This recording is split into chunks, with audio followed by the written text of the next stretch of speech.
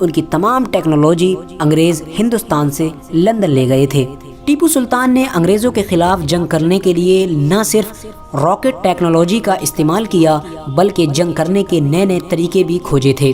ٹیپو سلطان نے جنگ کرنے کے طریقوں پر ایک کتاب لکھی تھی جس کا نام تھا فتح المجاہدین۔ فتح المجاہدین بھارت کی پہلی کتاب تھی جو جنگ کے طریقوں کو سکھانے کے لیے لکھی گئی تھی۔ ٹیپو سلطان نے اپنی سلطنت میں اپنے نام کے سکے شروع کروائے تھے۔ دوستو، ترکی میں موجود سلطنت عثمانیہ جیسی بڑی سلطنت بھی ٹیپو سلطان کو بہت اہمیت دیا کرتی تھی۔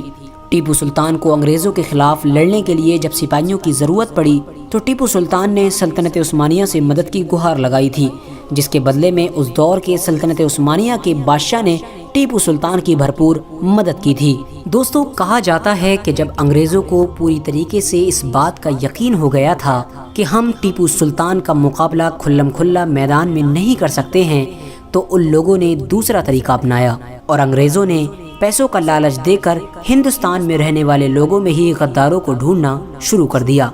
اور بدقسمتی سے انہیں کچھ ایسے غدار مل بھی گئے۔ ٹیپو سلطان کے محل میں ہی رہنے والا ٹیپو سلطان کا ایک بہت ہی قریبی جس کا نام میر صادق تھا، اس نے بھی لالچ میں آ کر انگریزوں سے ہاتھ ملا لیا،